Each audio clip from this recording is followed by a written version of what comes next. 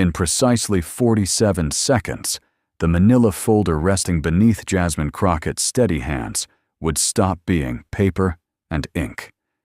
It would become a weapon, a smoking gun aimed at the very heart of presidential power, tearing away the last illusions of invincibility surrounding the office. The document inside was not mere evidence. It was a blueprint of persecution, a meticulously constructed map pointing to names no one dared imagine would appear. Handwriting authenticated by 3 separate forensic experts left no room for denial, no shadow for excuses to hide within. But before revelation came silence, the kind of silence that felt alive. In Committee Room 2154, that silence had weight and texture, pressing against skin like humidity before a storm.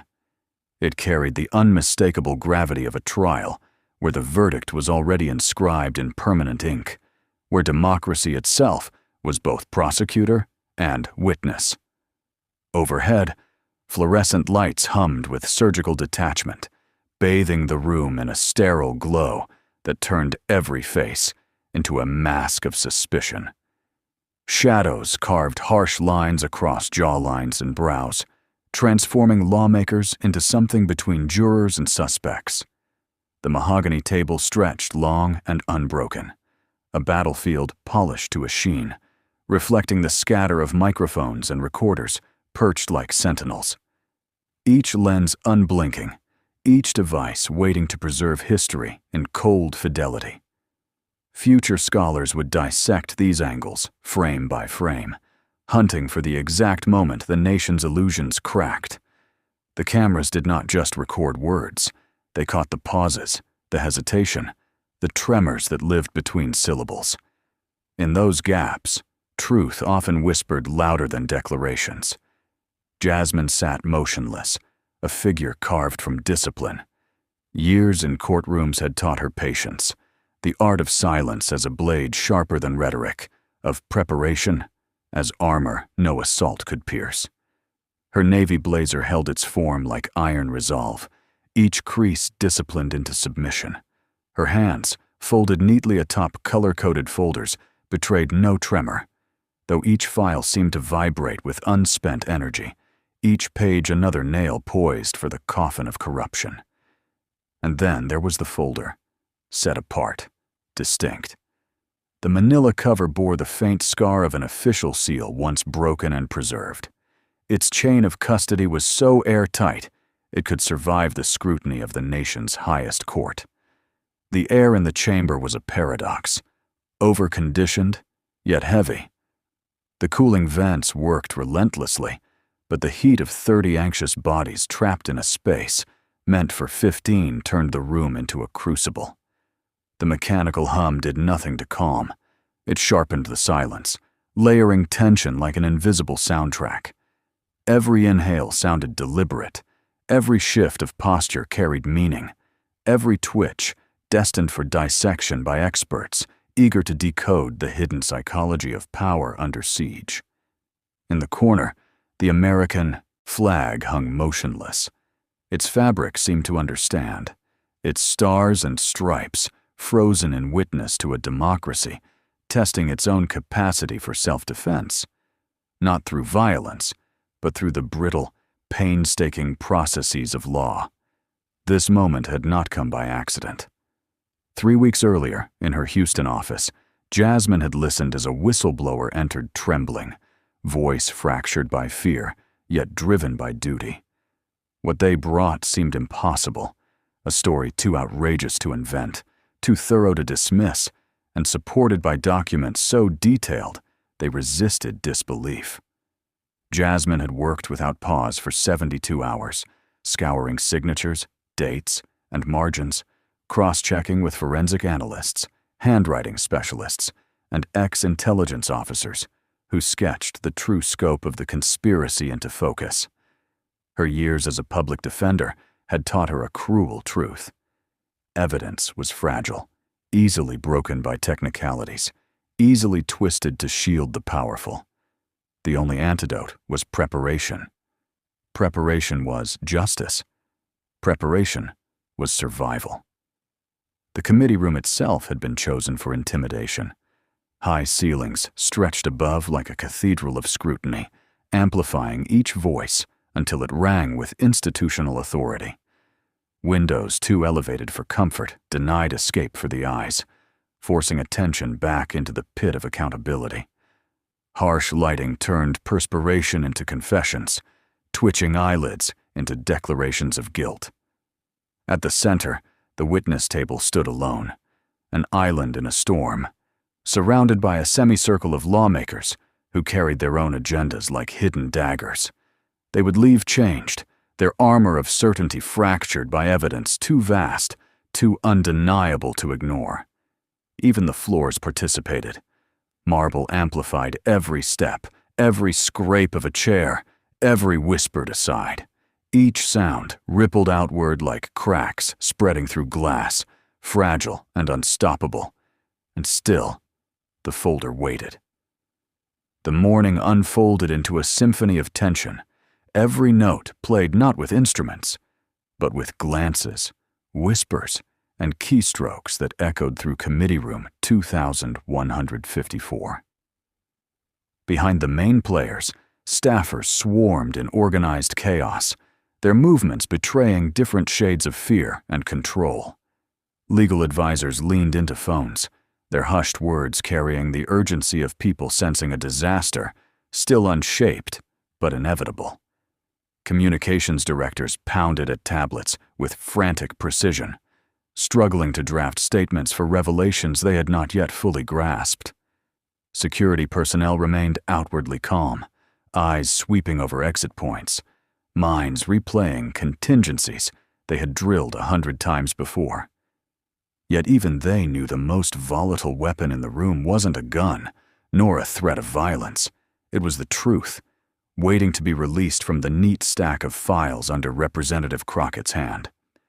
The press gallery vibrated with restrained energy. Journalists sat with pens poised and lenses adjusted, their instincts screaming that they were witnesses to a fracture in the nation's story. They couldn't yet name the moment, but they felt it. Experience had taught them to separate routine congressional theater from history in the making, and this was no theater. C-SPAN cameras prowled like surgeons, their operators adjusting angles with the stillness of snipers, waiting for the precise second to squeeze a trigger. Red recording lights pulsed faintly, like the heartbeat of democracy itself, capturing every breath, every pause, every tremor that would be dissected by students and analysts for generations. The morning had started like so many before. Scripted questions about budgets, dull exchanges over administrative minutiae. It was the kind of well-worn ritual that both parties had perfected, their lines rehearsed, their tones choreographed. But beneath that facade, Crockett had been working with surgical intent. Her questions, which seemed innocuous, were in fact carefully laid bricks in a foundation invisible to her opponents. Piece by piece, she constructed a puzzle that they did not even realize they were inside of, until the picture was nearly complete. Every tangent was deliberate. Every aside was a trap, disguised as routine inquiry. She was maneuvering like a chess master, moving her pieces with patience, while her adversaries remained blind to the checkmate that had already taken shape. Her voice carried the gravity of experience, of someone who had stood before juries defending the innocent and dismantling the guilty, someone who understood that justice was not an endpoint, but a grueling process. She spoke not with fire, but with precision. Each syllable was a scalpel, each question a quiet incision that drew truth into the open. Volume was for the unprepared. Crockett had long since learned that whispers could weigh more than shouts. Her calm was her blade, her restraint more devastating than anger. She had never lost a case she was ready to win, and today her readiness radiated with the quiet inevitability of a storm rolling in from the horizon. The folder at her side had arrived through channels that would never be revealed. Its bearer was shielded by privilege, but more than that, by an honor code older than politics, and stronger than party loyalty. Inside, the handwriting on White House stationery told its own story, a story authenticated independently by 3 experts who never spoke to one another, yet reached the same conclusion with unshakable certainty. Chain of custody procedures had been airlocked, airtight. No courtroom could unravel them. The paper was more than evidence. It was proof of access, of systematic documentation that could only come from those who walked the highest halls of power. As the hours passed, Crockett revealed her case in movements, orchestrating her strategy like a composer, building toward a devastating crescendo. First came the numbers, financial records that, on the surface, looked like dry, bureaucratic spreadsheets. But those lines of ink told another story. Millions siphoned from discretionary funds into the coffers of private investigation firms, surveillance contractors, and shadow organizations with purposes that never aligned with their stated missions.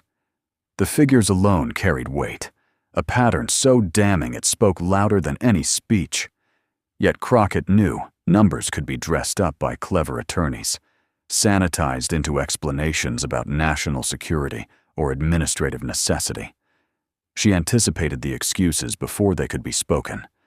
This was only the first movement, the opening notes of a symphony destined to leave no illusions standing.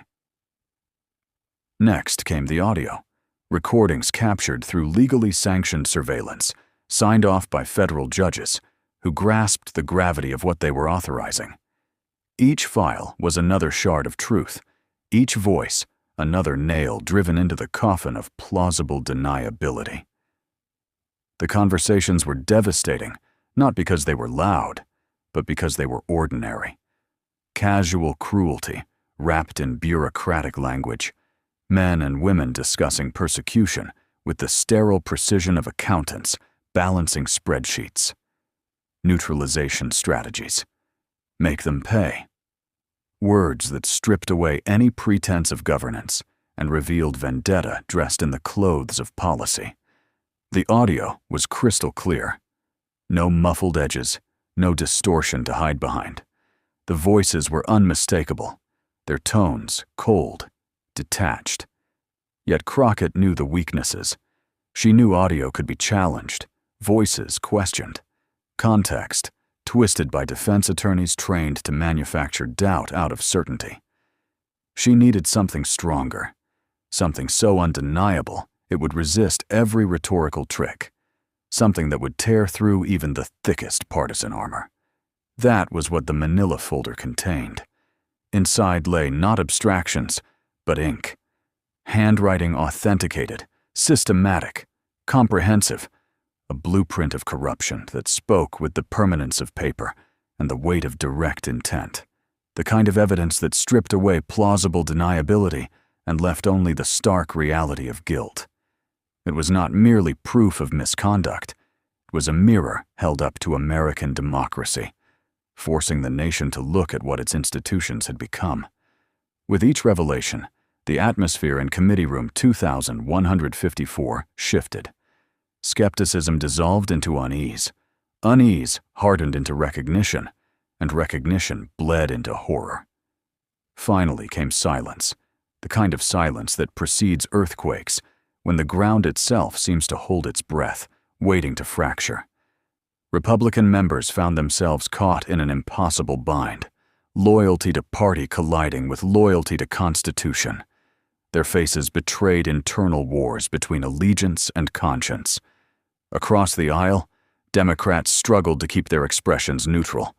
They knew that any hint of triumph would reduce this moment to partisan spectacle. The evidence transcended politics. It was an indictment of something deeper, older, more dangerous than party rivalry. For Crockett, this was more than politics. It was personal.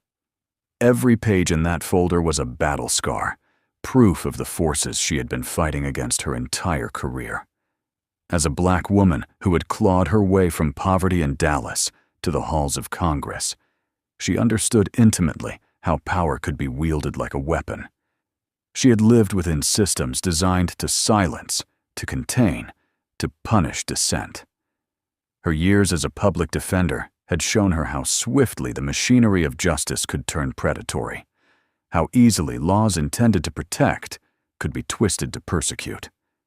The folder was not just evidence, it was everything she had sworn to fight: abuse of authority, corruption dressed as policy, the perversion of justice into a tool of oppression. More than that, it was a threat to the very principles that had made her life possible, the fragile protections of a constitution that allowed her, the daughter of the projects, to challenge the most powerful in the nation. If this kind of systematic targeting could be unleashed on former presidents and global celebrities, what hope would ordinary citizens have? Across from her sat the witnesses, officials dressed in expensive suits, armed with talking points, polished by legal teams and PR strategists. They had come expecting theater, the usual partisan shadow boxing that generated sound bites but left structures of power untouched.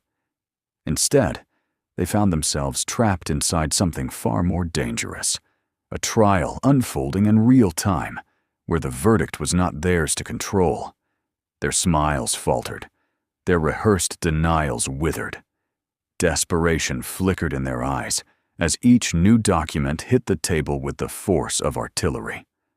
Crockett moved with surgical precision, her hands arranging the final stack of papers, as though preparing instruments for an operation. Every sheet was placed deliberately, every pause calculated. The silence between her motions carried the weight of inevitability. The crescendo was coming.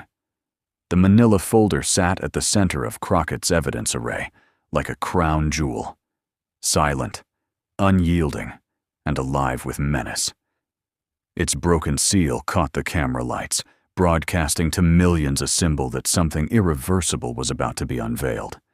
The thick stack inside promised more than scandal. It promised to redraw the boundaries of American politics, to set new legal precedents, to prove that even the highest seat of power could not outrun accountability. The air inside Committee Room 2154 had grown heavy. The climate system strained against the heat of collective anxiety, producing subtle drafts that teased the edges of papers, stirred strands of hair, and made the room feel as if the building itself was waiting, holding its breath for the truth. Overhead, lights cast a merciless glare, an operating theater for democracy. There were no shadows left for lies to retreat to. Every reflective surface seemed to conspire in exposing what was about to be revealed, amplifying the moral weight, pressing down on every body in the chamber. Crockett's hand hovered over the folder. In that instant, the weight of history was not abstract. It was physical, pressing against her shoulders, filling the lungs of every witness, tightening the silence into something almost unbearable. Each person present knew, without needing to be told, that they were inside a moment that would echo through textbooks, courtrooms, and political debates for decades. Then came the silence, the deep, gravitational kind that bends attention inward, where even a shuffle of paper sounds like thunder. It was anticipation braided with dread, pulling every eye, every camera lens, into the same orbit. Inside the folder waited 47 names, a list, handwritten in the unmistakable scrawl authenticated by experts who had compared it against thousands of samples. 47 citizens, categorized by threat level, each with chillingly specific instructions: surveillance, harassment, silencing measures. Actions laid out with the cold bureaucracy of an instruction manual.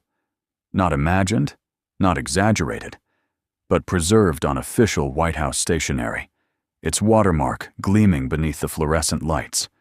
The contrast was staggering, the formality of government letterhead defiled by the intimate handwriting of corruption itself. Crockett traced the edge of the folder with her fingertips. Her breathing remained measured, her posture perfect. Every detail communicating control, even as she prepared to detonate the most damning evidence ever presented in a congressional hearing. Her voice, when it came, would be steady, not dramatic, not trembling, but honed with the weight of absolute certainty. The cameras locked in with the precision of instruments capturing history, microphones amplified with predatory sensitivity, ready to seize every syllable. Democracy itself seemed to brace, preparing to defend its own survival through the words of a single representative who refused to let the truth die buried in silence. "Before we conclude today's hearing," Crockett began, her tone carrying the authority of someone who had never lost a case she was ready to fight, "I want to address something at the very heart of what it means to call ourselves Americans." Her pause was deliberate. It hung in the air like sediment, drifting to the bottom of still water, creating space for the gravity of what was coming to settle in the minds of every person present, and millions more watching at home. We have reviewed financial irregularities. We've listened to recorded conversations that should trouble anyone who values this Constitution. But now, she continued, her voice calm, her cadence surgical, we must ask the most fundamental question of all. Do American citizens have the right to live free from government persecution? The words landed like a warning shot, a question that seemed simple, but was loaded with implications so vast that everyone felt them immediately, even if they could not yet name them. The countdown had begun. The tension in the chamber had reached a frequency that was almost physical, vibrating in the bones as much as in the mind. It was intellectual and visceral at once, an atmosphere heavy with anticipation, sharpened by dread. At the witness table, the administration's representatives exchanged furtive glances, their legal instincts whispering of danger, while their political reflexes urged defiance. One of them, a career bureaucrat whose confidence had been stripped away layer by layer during the past 3 hours, leaned forward. The gesture was captured instantly by cameras that would preserve his hubris for future scholars and historians to dissect. He spoke with the hollow bravado of someone clinging to the rituals of authority. "Of course they do," he said, his tone brimming with manufactured certainty. "That's what America stands for. Freedom from government overreach. The Constitution guarantees protection against politically motivated persecution. What some people imagine simply does not exist." His hand spread outward as if to reclaim ground lost, as though gesture alone could widen the shrinking space that Representative Crockett's evidence had left him. Crockett's reply was a slow nod. Her expression betrayed nothing, but her eyes glimmered with the certainty of a prosecutor who already knew how the case would end. She had the weapon he could not defend against. Her hand moved toward the manila folder with deliberate precision, fingers grazing the broken seal as though it were a relic of terrible power. The cameras adjusted automatically, tightening their focus. The microphones, sensitive to every breath, captured the sound of paper shifting. Around the room, bodies leaned forward unconsciously, pulled by the gravitational inevitability of revelation. "I appreciate that answer," Crockett said, her voice steady, surgical, devastating in its calm. "It's exactly what every American should expect from their government." Her agreement, so measured, so seemingly conciliatory, created a ripple of cognitive dissonance. Relief flickered across faces at the witness table, relief that lasted only a second. She continued, her tone unchanged. "Which is why it is deeply troubling that we now possess a document suggesting a very different understanding of American freedom." With that, she lifted the folder, angling it so that every camera caught both her face and the seal. The room seemed to contract around the sound of paper, whispering against paper as she opened it. Inside lay the evidence, official White House stationery, its watermark gleaming under fluorescent light like a seal of corrupted authority. Above the formal header, sprawled handwriting unmistakable in its authenticity, its informality clashing violently with the weight of the office it represented. Crockett held the paper aloft, her movements careful, reverent, as though she were handling radioactive material. "This document," she said, her voice unwavering, "contains a list of 47 American citizens who were targeted for surveillance, harassment, and what are described as neutralization strategies during the previous administration." The silence that followed was not absence of sound, but a presence. Thick, suffocating, burial shroud silence. Her words echoed as though the chamber itself wanted them carved into stone. Every syllable radiated outward, spreading ripples of horror across the room and into the homes of millions watching. The implications were immediate, undeniable. If government power could be bent this far, then the Constitution itself was fragile, its promises conditional. At the witness table, composure cracked. Panic rippled through the representatives, tightly contained, but visible. They whispered urgently to legal advisors at their sides, eyes flickering toward exits that offered no escape. Hands twitched toward phones they could not use. Their training told them to stay composed. Their instincts screamed otherwise. The mask of professionalism was slipping, and the cameras captured every fracture. The cameras rolled on, their red lights unblinking, as the witnesses clung to strategies that no longer existed. Words of denial formed silently on their lips. Scripts prepared for accusations that were only just beginning to break open. In Representative Crockett's hands, the document seemed to radiate its own dark energy. It was no longer just paper.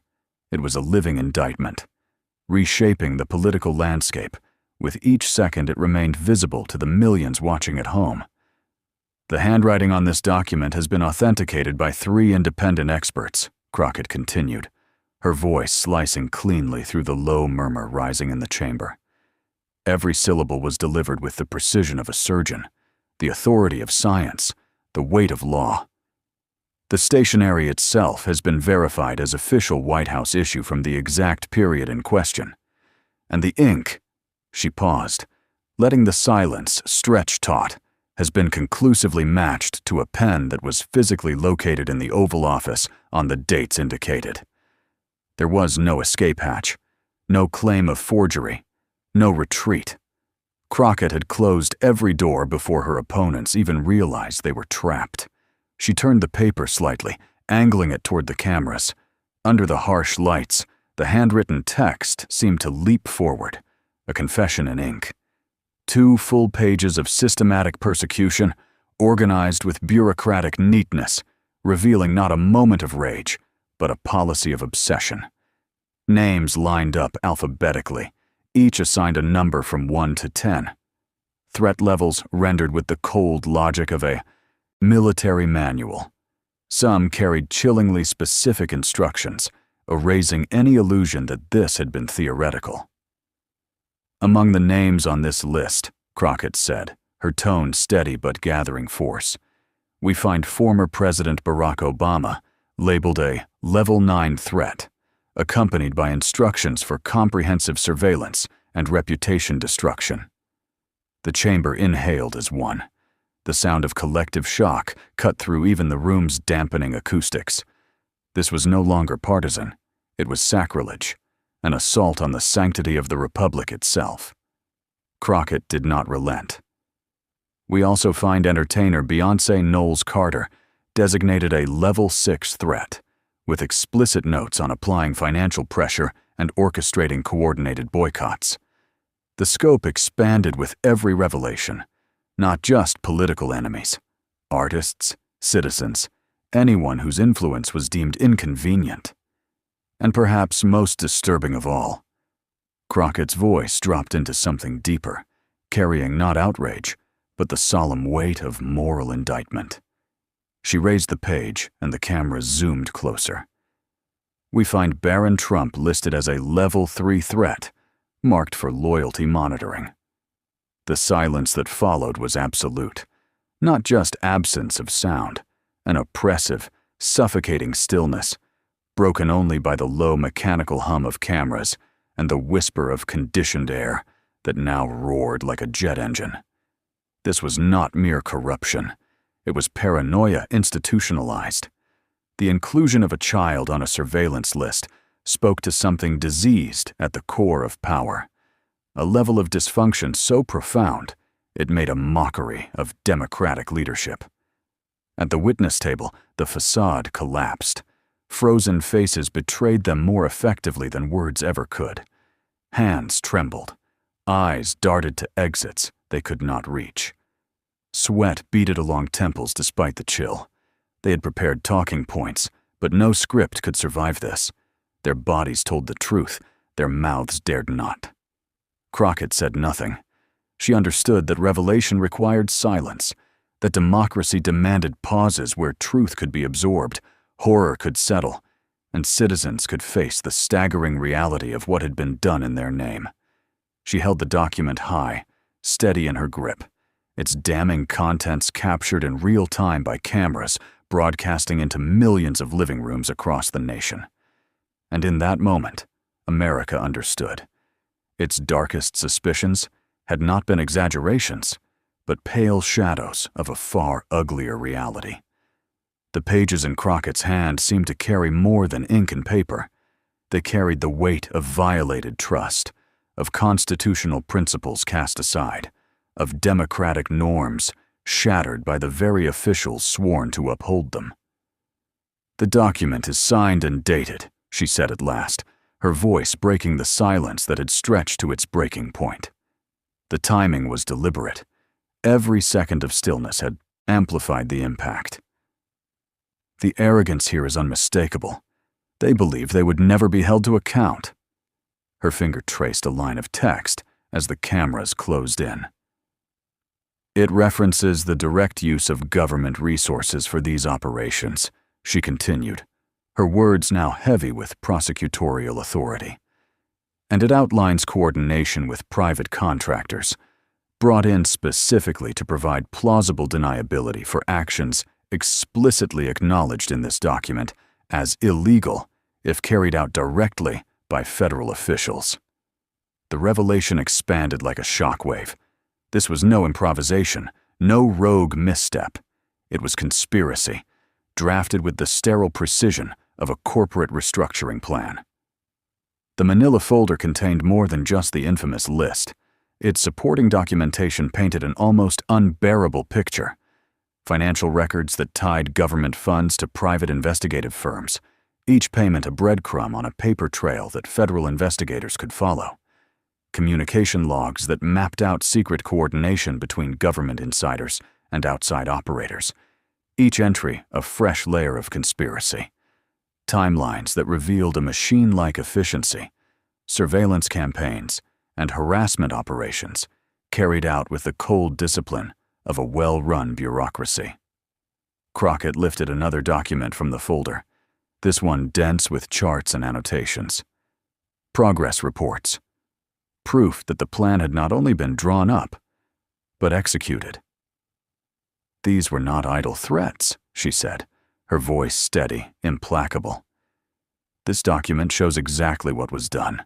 Specific surveillance operations, specific citizens targeted, and specific results achieved. This is not theory.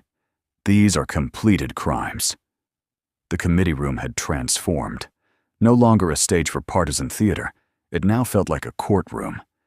Evidence was not being debated, it was being entered into the record of history. Republican members sat trapped between party loyalty and their sworn oath to the Constitution, their faces tight with visible conflict. Defensiveness crumbled into unease as the implications sank in. On the other side, Democratic members fought to keep composure.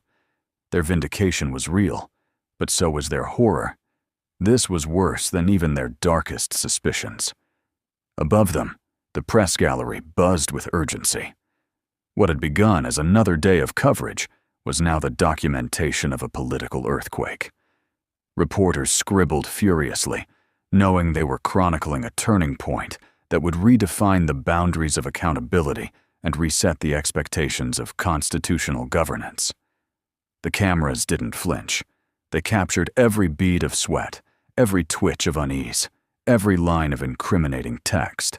The blinking red lights became the heartbeat of democracy itself, exposing, recording, defending, not through violence, but through transparency and law. What no one in the room could yet see was the years of preparation that had brought Crockett to this moment. She had consulted constitutional scholars, former prosecutors, intelligence veterans, each one helping her understand the full gravity of the evidence she now held. This was not the familiar corruption of petty graft or partisan maneuvering. This was something darker, the weaponization of state power against private citizens, executed with industrial efficiency and bureaucratic cruelty. It was unprecedented in American history. The systematic targeting, the meticulous planning, the chilling detachment with which ordinary people had been categorized, monitored, and attacked. Together, they revealed an administration that had not simply abused power, but had misunderstood the very foundation of democratic society, the sacred relationship between government and citizen. And now, as Representative Crockett prepared to deliver her final blow, she felt the burden of history on her shoulders. She was no longer just a legislator in a hearing. She was the voice of accountability itself, speaking for a constitution